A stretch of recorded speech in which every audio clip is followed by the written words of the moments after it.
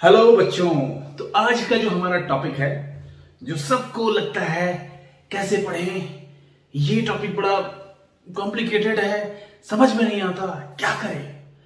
तो सभी का सॉल्यूशन लेकर मैं आपके सामने विवेक कुमार हमारे news channel genius physics and mathematics में स्वागत करता हूं। तो सबसे पहली बात कि कई बच्चों के साथ ये दुविधा रहती है कि सर ज्योमेट्री बड़ा टफ लगता है ना, ज्योमेट्री बड़ा टफ लगता है, सर क्या करें। 9th हो 10th हो, वैसे 10th के बाद तो ज्योमेट्री नहीं रहता है, 10th के बाद आता है कोऑर्डिनेट ज्योमेट्री।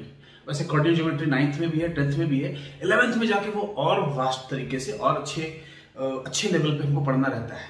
तो फिलहाल मैं बात कर रहा हूं कि 9th 10th में जो बच्चों को सबसे दिक्कत वाली बात होती है वो होती है ज्योमेट्री कैसे पढ़ें, क्या करें ज्योमेट्री में जो समझ में आ जाए। तो अब मैं आपके सामने अपना ये जो चैनल है physics and mathematics, genius physics and mathematics, इसमें मैं आपके लिए फिजिक्स के भी कंटेंट लेके आऊंगा, केमिस्ट्री के भी कंटेंट लेके आऊंगा, बायो के भी कंटेंट लेके आऊंगा और मैथ्स के भी, for class 9 and 10 physics, chemistry, bio and maths, and for 11 and 12 physics and mathematics. तो बस आपको कुछ करना नहीं है, इस चैनल पे बने रहने के लिए जो नीचे है ना आपका आ रहा है लाइक बटन, सब्सक्राइब बटन और बेल आइकन, इसको जरूर से प्रेस कर दें, क्योंकि इस चैनल पे आपको अच्छे वीडियोस है ना, हिंदी में भी और इंग्लिश में, दोनों में मिलेंगे देखने को। मैं जब कोई वीडियो बनाऊंगा तो वो हिंदी से भी होगा, इंग्लिश से भी होगा। मैं भले लिख दूं हिंदी में, उसको इंग्लिश में मैं ट्रांसलेट भी करूंगा, तो वो जो इंग्लिश मीडियम वाले बच्चे हैं उनको भी समझ में आ जाएगा। क्योंकि हिंदी से मैं लिखूंगा और हिंदी में भी बोलूंगा तो वो हिंदी मीडियम वाले बच्चों को भी समझ में आ जाएगा। तो बस करना क्या है, आपको इस चैनल पे बने रहना है। तो आज का जो हमारा टॉपिक है, आज का हमारा टॉपिक है कॉन्ग्रुएंट ट्रायंगल्स, सर्वांगसम त्रिभुज, ये हमें पढ़ना है। अब इसको स्टार्ट करने से पहले मैं कुछ डे टू डे लाइफ की बात कर लूं कि अगर आपके पास 1 रुपए का सिक्का है ना, अगर आपके पास 1 रुपए का सिक्का है, मान लीजिए 2 सिक्के हैं और वो दोनों सेम ईयर में मैन्युफैक्चर हुए हैं, एक ही साल में बने हुए हैं। अब वो एक सिक्के को अगर आप दूसरे सिक्के के ऊपर प्लेस करते हैं तो क्या होगा, वो उस सिक्के को पूरा का पूरा कवर कर लेगा। करेगा कि नहीं करेगा? बिल्कुल करेगा, है ना। उसी तरह से हमारे पास बहुत सारे ऐसे फिगर्स होते हैं जो आप एक फिगर को दूसरे के ऊपर प्लेस करोगे तो वो कवर करेगा। जैसे एग्जांपल और है आपको, चूड़ियां। अगर हम एक साइज की चूड़ियां लेके आते हैं, जैसे 2-6 भी होता है, 2.25 भी होता है, बहुत तरह की चूड़ियां होती है। तो अगर मैं एक साइज की चूड़ियां लेके आऊं, 2 चूड़ी, तो एक के ऊपर मैं एक को प्लेस कर दूं तो वो क्या करेगा, उस चूड़ी को पूरा कवर कर लेगा। कहने का मतलब ये है कि वो उस पर कॉन्साइड कर जाएगा। इंग्लिश में कहते हैं कि वो उस पर कॉन्साइड कर जाएगा, हिंदी में कहते हैं वो उस पर आश्रित कर जाएगा, आश्रित हो जाएगा। तो इस तरह के जो फिगर्स होते हैं इनको हम कहते हैं कॉन्ग्रुएंट फिगर्स। कॉन्ग्रुएंट फिगर्स मैं इसलिए कह रहा हूं क्योंकि फिगर्स बहुत सारे हो सकते हैं। फिगर गोल भी हो सकते हैं, यानी कि वृत्त भी हो सकता है, सर्कल है ना, सर्कल भी हो सकता है, वृत्त, सर्कल और वृत्त एक ही बात है। अगर ट्रायंगल भी हो सकता है यानी कि त्रिभुज हो सकता है, स्क्वायर हो सकता है यानी कि वर्ग हो सकता है, रेक्टेंगल हो सकता है यानी कि आयत हो सकता है। तो हमारे डे टू डे लाइफ में ऐसे बहुत सारे फिगर्स हैं जो कि कॉन्ग्रुएंट होते हैं। तो पढ़ना हमें इसलिए है क्योंकि हम डे टू डे लाइफ में इसको देखते हैं, है ना। तो ये जो कॉन्ग्रुएंट फिगर्स है, इसमें से हमने कॉन्ग्रुएंट तो उठा लिया, लेकिन फिगर हटा दो। फिगर हमने नहीं, हमने ट्रायंगल की बात कर दी सीधे। हमने एक फिगर पे माइंड को कंसंट्रेट कर लिया। वैसे तो बहुत सारे होते हैं, बट हम पढ़ेंगे कॉन्ग्रुएंट ट्रायंगल्स यानी कि सर्वांगसम त्रिभुज। अब ये सर्वांगसम त्रिभुज क्या है, तो सर्वांगसम बना ही है 3 वर्ड से, सर्व अंग समान, यानी कि इसकी सभी अंग समान होने चाहिए। सभी अंग में क्या आ जाएगा, जैसे मैं अगर आपसे कहूं कि मेरे पास एक ट्रायंगल है एबीसी, है ना, we have a triangle ABC, हमारे पास एक त्रिभुज एबीसी है और एक दूसरा त्रिभुज हमारे पास है, ये त्रिभुज है डीएफ, है ना। 2 त्रिभुज हमारे पास हो गए। अब मैं क्या कह रहा हूं कि क्या ये त्रिभुज सर्वांगसम है, तो हमें चेक करना पड़ेगा क्या इसके सर्व अंग समान हैं। अगर सर्व अंग समान है तो ये सर्वांगसम है, लेकिन अगर ये सर्वांग समान नहीं है तो ये सर्वांगसम नहीं है। सर्व अंग, सभी अंग, चाहे वो कोण हो चाहे वो भुजा हो, सभी आपस में बराबर होने चाहिए। कहने का मतलब ये है कि यहां मेरे पास ये कोण ए है, ये कोण बी है, ये कोण सी है, इस वाले में ये वाला कोण डी है, ये कोण ई है और ये जो कोण हमारा है ये कोण एफ है। अब आपकी सुविधा के लिए मैं इसको ऐसे लिख देता हूं कि ये है 1, ये है 2, ये है 3, ये है आपका 4, ये है 5 और ये है 6। अब इसमें आपको अच्छे समझना क्या दिखेगा, सर्वांगसम कब होगा? सर्वांगसम तब होगा जब इस त्रिभुज को उठाकर मैं इस त्रिभुज के ऊपर रख दूं, है ना, इस त्रिभुज को उठाकर मैं इस त्रिभुज के ऊपर रख दूं और ये वाला पूरा का पूरा इसको कवर कर ले, इसके ऊपर आश्रित हो जाए, तब मैं कहूंगा कि ये सर्वांगसम है। और सर्वांगसम का मतलब मैंने आपको समझाया, सर्वांग समान होने चाहिए, यानी कि कोण 1 जो है वो कोण 4 के बराबर होना चाहिए, कोण 2 जो है वो कोण 5 के बराबर होना चाहिए और कोण 3 जो है वो कोण 6 के बराबर होना चाहिए। तो कोण सभी कोण इसके संगत कोणों के, यानी कि त्रिभुज एबीसी का जो सारा कोण है वो त्रिभुज डीईएफ के सारे संगत कोणों के बराबर होना चाहिए। और त्रिभुज एबीसी की सारी भुजाएं, कितनी भुजा होती है त्रिभुज में? 3 भुजा। तो त्रिभुज एबीसी की सारी भुजाएं त्रिभुज डीईएफ के सारे संगत भुजाओं के बराबर होनी चाहिए। ये संगत वर्ड आपको पकड़ लेना है, ऐसा नहीं करना है कि एबी जो है वो मैं डीएफ के बराबर कर दूं, ठीक है, संगत होना चाहिए। संगत कहने का मतलब यह है कि कोण 1 किसके बराबर है? कोण 4 के बराबर है। तो कोण 1 के सामने वाली भुजा कौन है? बीसी। कोण 4 के सामने वाली भुजा कौन है? ईएफ। तो कोण 1 अगर कोण 4 के बराबर है तो 1 के सामने बीसी है, 4 के सामने ईएफ है, तो बीसी और ईएफ बराबर होगा। ऐसा नहीं करना है कि बीसी को मैं डीएफ के बराबर कर दूं, ठीक है।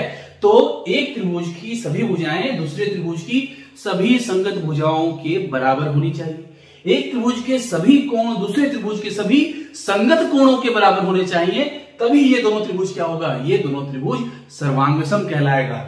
अब देखिए, सर्वांगसम तो आपको समझ में आ गया होगा। अब मैं अगर आपसे बोलूं कि ये मेरे पास एक स्क्वायर है, वर्ग है, ये मेरे पास एक दूसरा वर्ग है, ये मेरे पास एक तीसरा वर्ग है और ये मेरे पास एक चौथा वर्ग है ना।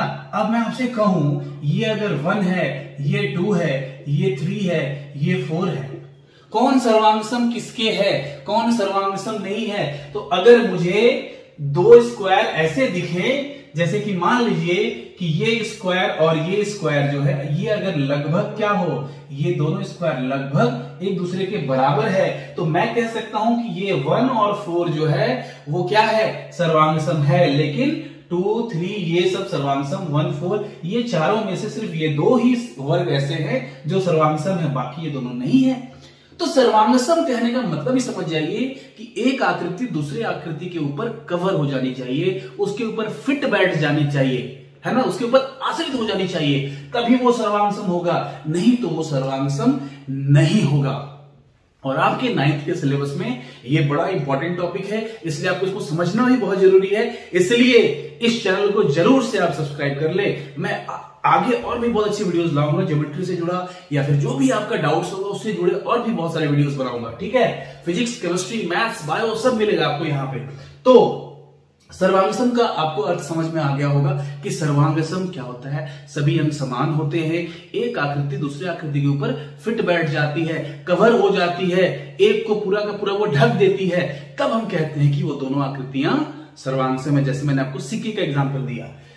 अब ये जो सर्वांगसम है, त्रिभुज की मैं बात करूं, अगर ये सर्वांगसम त्रिभुज की बात हो रही है तो इसमें हमारे पास बहुत सारे क्राइटेरियाज हैं, है ना। जैसे हम बोलते हैं कि कितने सारे क्राइटेरियाज हमारे पास हैं जिससे 2 त्रिभुज सर्वांगसम हो जाएगा, है ना।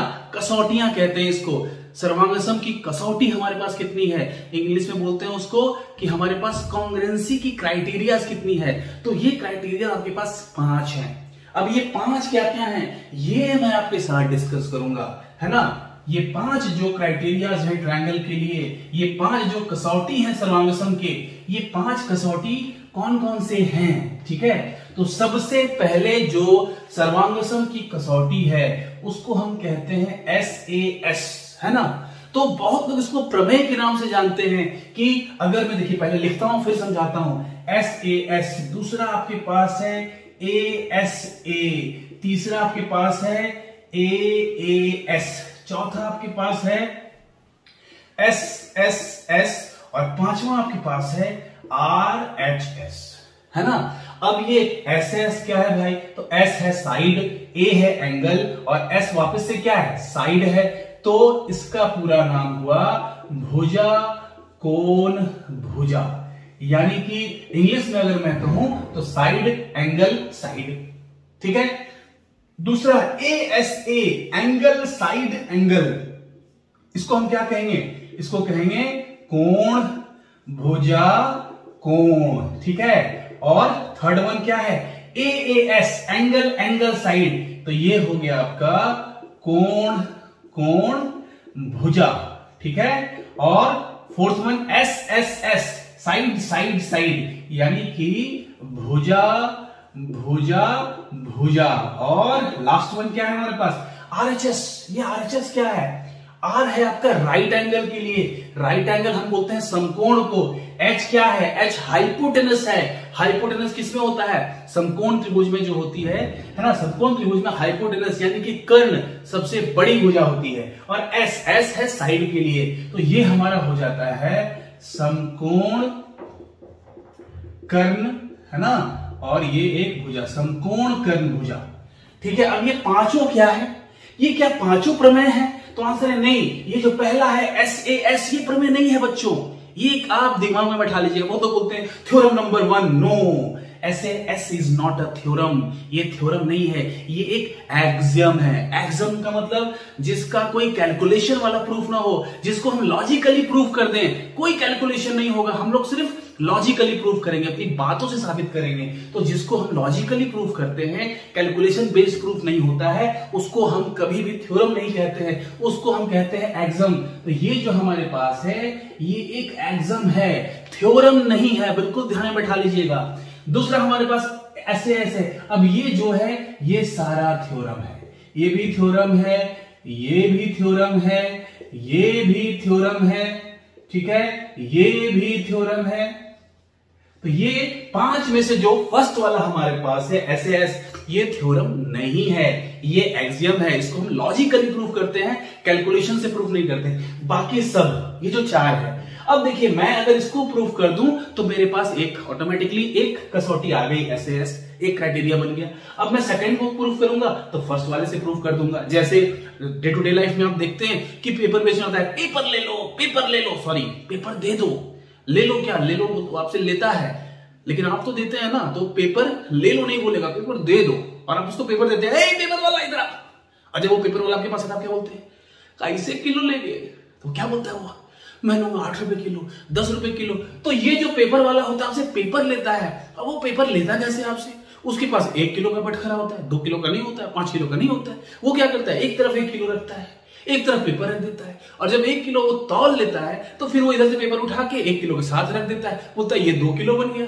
अब अगर वो 2 किलो तौल लिया तो इधर लगा दिया, 4 किलो बन गया, यानी 1 किलो से वो 2 किलो बनाता है, 2 किलो से 4 किलो बनाता है। तो उसी तरह से जब हम SAS को लॉजिकली साबित कर लेंगे तो उसके बाद हम ये चारों थ्योरम जो मैंने कहा, ये आप SAS को लेके साबित कर देंगे।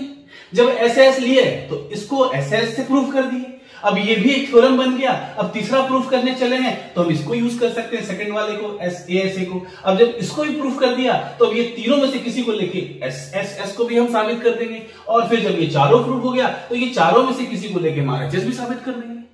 कहने का मतलब ये है, एक को साबित किया, पहले को साबित कर दिया, पहले को जब साबित कर दिया दूसरा साबित करना है, तो इसको सिद्ध करने के लिए मैंने इसको ले लिया। जैसे वो पेपर वाला क्या किया था, 1 किलो का बटखरा लिया, इधर 1 किलो पेपर तौल लिया, अब ये 1 किलो का उधर रख दिया और साथ में बटखरा भी रख दिया, बोला हुजूर 2 किलो हो गया, अब हम 2 किलो पेपर आपको यहां से आराम से तौल लेंगे। और फिर वो क्या करता है, 2 किलो पेपर तौल लेता है, फिर वो 2 किलो इधर लगा देगा, बोलेगा भैया आप देखिए 4 किलो हो गया, अब हम 4 किलो तोल सकते हैं एक बार में, क्यों, 1-1 किलो को वो 4 किलो बना दिया। उसी तरह आप पहले इसको लॉजिकली साबित कर लिए, जब ये लॉजिकली साबित हो गया तो आपने सेकंड वाला को साबित करने के लिए बैठ गए। सेकंड वाला ASA कैसे साबित करेंगे, वो मैं दिखाऊंगा आपको कि कैसे हम इसको सिद्ध करते हैं। ये सिद्ध करना आपको आना चाहिए, अगर सिद्ध करना आपको आएगा तो आपके लिए ज्योमेट्री बड़ा आसान हो जाएगा, खासकर सर्वांग त्रिभुज आपके लिए एकदम आसान हो जाएगा। तो पहला जो है वो थ्योरम नहीं है, बाकी सभी थ्योरम है। पहला वाला का प्रूफ कैलकुलेशन बेस्ड नहीं है, लॉजिकल बेस्ड है, इसीलिए हम इसको एक्सियम कहते हैं, प्रमेय नहीं, ये एक एक्सियम है, और बाकी जो है ये सब थ्योरम है। तो सबसे पहले हम पढ़ेंगे अपना एक एक करके, सभी को जानेंगे कि ये है क्या, SAS क्या है, ASA क्या है, AAS क्या है, SSS क्या है, RHS क्या है, ये सभी आपको जानना बड़ा जरूरी है। तो चलिए स्टार्ट करते हैं। सबसे पहला SAS ये क्या है, तो इसके लिए आपको 2 त्रिभुज लेना है सबसे पहले, है ना, 2 त्रिभुज आपको पकड़ लेना है धड़ से एकदम, है ना, उसको जाने नहीं देना, छोड़ना नहीं उसको, धर लेना एकदम। देखिए मैं धर लेता हूं 2 त्रिभुज को एकदम, ये मेरा पहला त्रिभुज, ये मेरा पहला त्रिभुज एबीसी और ये मेरा दूसरा त्रिभुज है ना डीईएफ। अब ये दो त्रिभुज को मैंने पकड़ लिया। अब देखिए इसमें क्या है, एस कहता है कि ये जो बीच वाला कोण है ना, ये कोण बीच में होना चाहिए। किसके बीच में होना चाहिए? दो भुजाओं के बीच में होना चाहिए। जैसे अगर मैं बोलूं कि त्रिभुज एबीसी की भुजा AB, त्रिभुज डीईएफ की भुजा डी है ना, इसके बराबर है। AC जो मेरा है वो DF के बराबर है। तो ये बताइए, ये भुजा इसके बराबर हो गई, ये भुजा इसके बराबर हो गई। अभी दोनों भुजा के बीच में कोणवा कौन सा है?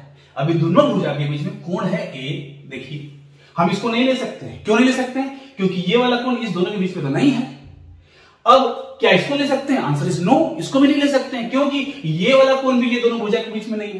तो ये दोनों भुजा के बीच में कौन सा कोण है? ये वाला। उसी तरह से ये दोनों भुजा के बीच में कौन सा कोण है? ये वाला। तो हमको ये वाला कोण पकड़ना पड़ेगा। तो देखिए ये क्या हो गया, S और S हो गया, बीच में कौन आ गया? कोण। तो ये हो गया भुजा कोण भुजा, ये भी हो गया भुजा कोण भुजा। तो हम कह सकते हैं कि भुजा कोण भुजा से ये वाला दोनों त्रिभुज क्या हो गया? सर्वांग सम हो गया। तो इसको लिखेंगे कैसे हम? तो हम लिखेंगे कि त्रिभुज एबीसी तथा त्रिभुज डीईएफ में, इंग्लिश में क्या बोलेंगे? In triangle ABC and triangle DEF क्या क्या बराबर है? बताइए फट से एकदम। AB जो है वो फट से बराबर हो गया किसके? DE के बराबर हो गया, है ना। ये वाला कोण A किसके बराबर हो गया? कोण D के बराबर हो गया। और भुजा AC जो है वो भुजा DF के बराबर होगी, है ना। तो देखिए पहले मैंने क्या लिखा? कोण, फिर भुजा, फिर सॉरी पहले मैंने क्या लिखा? भुजा, फिर कोण, फिर भुजा। तो भुजा कोण भुजा, भुजा कोण भुजा, भुजा कोण भुजा से क्या हो गया भैया? ये दोनों सर्वांगसम हो गया। सर्वांगसम का मतलब इस वाले आकृति को, इस वाले त्रिभुज को, इस वाले ट्रायंगल को आप इसके ऊपर रख दीजिए तो क्या हो जाएगा? ये उसको कवर कर लेगा, पूरा का पूरा उसको ढक देगा। तो अगर ये इसको पूरा का पूरा ढक दे तो हम कहेंगे कि ये दोनों त्रिभुज सर्वांगसम हैं, इसके सभी अंग बराबर हैं। सभी अंग जब ये तीनों बराबर हो गया तो हम ये आराम से लिख सकते हैं कि कोण B अब कोण E के बराबर होगा, कोण C अब कोण F के बराबर होगा, BC जो है वो EF के बराबर होगा। तो दो त्रिभुज अगर सर्वांगसम हो जाए तो यहां हम क्या लिखेंगे? इसीलिए SAS कसौटी से, है ना, SAS कसौटी से क्या होगा? कौन सा त्रिभुज? तो आंसर है कि त्रिभुज ABC सर्वांगसम हो गया त्रिभुज DEF के, सर्वांगसम हो गया। अच्छा अब अगर ये सर्वांगसम हो गया किस कसौटी से भैया? भुजा कोण भुजा कसौटी से। तो हम क्या लिखेंगे कि बाकी का जो अंग है वो भी समान हो जाएगा। कौन कौन सा बच गया बताइए फट से कमेंट करके एकदम, कौन कौन सा बच गया है वो बताइए। तो कोण B किसके बराबर होगा? कोण B जो है वो हो जाएगा कोण E के बराबर। कोण C किसके बराबर हो जाएगा? कोण F के बराबर। और एक भुजा भी बच गई है BC, तो BC किसके बराबर हो जाएगी? BC EF के बराबर हो जाएगी। लेकिन कैसे? यहां क्या लिखिएगा? कैसे बराबर हुई? तो हम यहां दो चीज लिख सकते हैं। एक लिखते हैं बाई CPCT या फिर CPCTC भी चलता है। अब ये CPCT क्या है या ये CPCTC क्या है? तो देखिए CBSE के बच्चे हो या फिर झारखंड बोर्ड के बच्चे हो या कोई अदर स्टेट बोर्ड के बच्चे हो वो लिखते हैं CPCT, यानी कि corresponding part of congruent triangles. Corresponding part of congruent triangles यानी कि अगर दो त्रिभुज सर्वांगसम है तो उसके सभी संगत पार्ट, सभी संगत अंग जो है वो एक दूसरे से बराबर हो जाएंगे। और ICSE के बच्चे क्या लिखते हैं? CPCTC, यानी कि corresponding part of congruent triangles are also congruent, यानी कि सर्वांगसम त्रिभुज के जो संगत अंग होते हैं वो भी सर्वांगसम ही होते हैं। तो हमारे बोर्ड के बच्चे लिखेंगे CPCT, ICSE बोर्ड के बुजुर्ग क्या लिखेंगे? CPCTC। अब आपकी मर्जी, आप क्या लिखना चाहते हैं, दोनों से आप कुछ भी यूज कर सकते हैं। तो कहने का मतलब ये है कि भुजा कोण भुजा ये एक सर्वांग समता कसौटी है, और इस सर्वांग समता कसौटी से दो त्रिभुज आपस में सर्वांग सम हो जाते हैं। और एक बार अगर दो त्रिभुज सर्वांग सम हो गए तो फिर ये दोनों त्रिभुज के सर्व अंग समान हो जाते हैं, सारे अंग बराबर हो जाते हैं। तो एसएएस कसौटी आप समझ गए होंगे। अगर आपको दिक्कत है तो आप नीचे कमेंट बॉक्स में कमेंट करें, मैं जवाब दूंगा। और याद से सब्सक्राइब करना नहीं भूलना है, ठीक है। और आपके जो फ्रेंड्स हैं, आपके जो रिलेटिव्स हैं, उनको भी ये वीडियो आप भेजिए ताकि वो भी पढ़ सके, उनको भी समझ में आए। और अगर कहीं आपको दिक्कत है तो मेरे से क्वेश्चन भी करें कि सर यहां प्रॉब्लम है, सर आपके प्रॉब्लम का समाधान करेंगे, ठीक है। तो ये हो गया एसएएस। अब हम देखते हैं दूसरा क्या था, एएसए। तो अब हम देखेंगे एएसए। एएसए सर्वांग समता कसौटी क्या कहती है?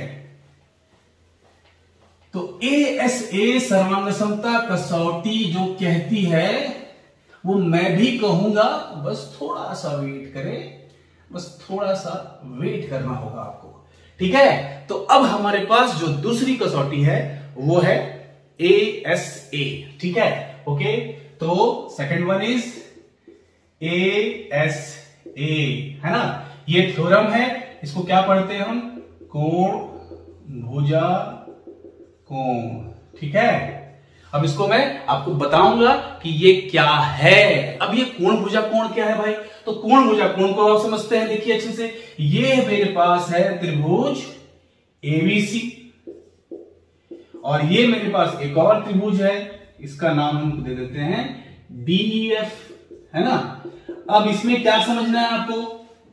इसमें आपको समझना है एएसए कोण। चलिए मान लीजिए ये वाला कोण बी वाला, ये कोण ई के बराबर है, ये जो कोण है सी, ये कोण एफ के बराबर है। तो कोण तो हो गई। अब ये भुजा कहां है भाई? तो ये भुजा दोनों कोणों के बीच में है। ये आपको समझना है कि ये दोनों जो कोण के बीच में भुजा है वो कौन है, बीसी, और इस दोनों के बीच में कौन है, ईएफ। तो बीसी ईएफ के बराबर होना चाहिए, ठीक है। तो यदि कोण बी बराबर कोण ई, किस त्रिभुज में, त्रिभुज एबीसी और त्रिभुज डीईएफ में, यदि कोण बी बराबर कोण ई, कोण बीसी बराबर कोण, सॉरी, भुजा बीसी बराबर भुजा ईएफ और कोण सी बराबर कोण एफ, तो हम कहेंगे कि ए एस ए, कोण भुजा कोण, इस कसौटी से ये दोनों त्रिभुज सर्वांग सम हो जाएंगे। लिखेंगे कैसे? बच्चों लोगों को ना ज्योमेट्री में बड़ा प्रॉब्लम होता है, ऐसा लिखें कैसे? समझा तो आप दिए, समझ में भी आ गया, सर लिखें कैसे? ये ज्योमेट्री में है ना, मैंने अक्सर बच्चों से सुना है, सर समझा दिए, सर समझ में आ गया, सर बूझ लिए, लिखें कैसे? प्रैक्टिस करना पड़ेगा। अगर आप प्रैक्टिस नहीं कर पाएंगे तो सही से लिख नहीं पाएंगे। तो लिखेंगे क्या? कुछ नहीं करना है, जो है बस उसी को लिख देना है। ये कौन सा त्रिभुज है? तो मैं लिखूंगा त्रिभुज एबीसी तथा त्रिभुज डीईएफ में, ठीक है। त्रिभुज एबीसी तथा त्रिभुज डीईएफ में क्या क्या बराबर है? तो कोण भी किसके बराबर है? कोण ई के, है ना। कोण सी किसके बराबर है? कोण एफ के। और बीच वाली भुजा कौन है? बीसी बराबर ईएफ। कैसे आ गया भाई? तो हम बोलेंगे ये दे दिया है, ये हमको बता दिया है, ए बुतरू सर ये तीनों बराबर है, तो हम तीनों को बराबर लिख दिए। तो क्या हो गया? कोण भुजा कोण। तो क्या लिखेंगे? किस कसौटी से? इसीलिए कोण भुजा कोण कसौटी से, क्राइटेरिया, इंग्लिश में क्या बोलेंगे, है ना, कि from ASA by ASA criteria, है ना, both the triangle ABC and triangle DEF are congruent. Okay, Hindi में क्या कह रहे हैं कि कोण भुजा कोण कसौटी से ये जो त्रिभुज है एबीसी, ये सर्वांग सम हो जाएगा त्रिभुज डीईएफ के। बस इतना आसान तो है। आप लोग खाली बस झूठे पगलाते हैं, सर ज्योमेट्री बहुत टफ लगता है, ऐसा कुछ बात नहीं, ज्योमेट्री है बहुत इजी, ठीक है। तो ये त्रिभुज इस त्रिभुज के सर्वांग सम हो गया, और अगर एक बार सर्वांग सम हो गया तो फिर तो कोनो प्रॉब्लम है नहीं है, फिर तो सब अपने आप बराबर हो जाएगा। कौन कौन बराबर हो जाएगा भाई? तो ये तो तीनों बराबर है ये था, और ये बराबर हो जाएगा कौन है बराबर कौन, डी हो जाएगा। ये वाला भुजा इस भुजा के बराबर हो जाएगा, और ये वाला भुजा इस भुजा के बराबर हो जाएगा। काहे हो जाएगा भाई? CPCT या CPCTC, corresponding part of congruent triangles. ठीक है, तो क्या लिखेंगे हम? इसीलिए AB भुजा किसके बराबर? डी के बराबर। AC भुजा किसके बराबर? DF के बराबर। कोण A किसके बराबर? कोण D के बराबर। काहे हो नूनू? तो भाई CPCT या फिर CPCTC। क्या होता है CPCT? तो CPCT होता है corresponding part of congruent triangle. भुलाइएगा नहीं, हर जगह यूज होगा। ठीक है, तो ये हमने दो कर लिया। क्या क्या कर लिया? एक हमने कर लिया SAS। थ्योरम है क्या? एकदम नहीं, एक्सम है। कोई बोलेगा थ्योरम है, डांट दीजिएगा, ज्यादा चाहता है थ्योरम बोल देता है, एक्सम है। ई वाला क्या है? तो ई वाला जो AS है ना, तो पहलका को छोड़ के SAS को छोड़ के बाकी सब थ्योरम है। बस यही एगो थ्योरम जो है ना SAS नहीं है, ये एक्सम है। कोई पूछे क्या है एक्सम का है बोल रहे हो, तो क्या बोलिएगा? इसका कोई कैलकुलेशन वाला प्रूफ नहीं है, ये हम लॉजिक से प्रूफ करते हैं, ये बातों बातों में प्रूफ करके निकल जाते हैं, है ना। कोई मैथमेटिकल प्रूफ नहीं है, कोई उसका गणितीय प्रूफ नहीं है। ठीक है, इसलिए पहलका जो है याद रखिएगा SAS, भुजा कोण भुजा, ये वाला का है एग्जाम है, और बाकी सब का है थ्योरम है। ठीक है, तो कितना है टोटल हमारे पास कसौटी? 5। 5 में से एक एग्जाम SAS, बाकी सब प्रमेय है, थ्योरम। ठीक है, तो ये 2 तो हो गया, बचा 3 गो। तो ये 3 भी हम करेंगे, लेकिन कब करेंगे? आज नहीं करेंगे, कल करेंगे। और आपसे मैं निवेदन करता हूं कि ये दोनों अगर आपको समझ में आ गया है तो लाइक करें, सब्सक्राइब करें, चैनल पे बने रहें। आगे मैं और भी बताऊंगा आपको। ठीक है, तब तक के लिए थैंक यू। ओके।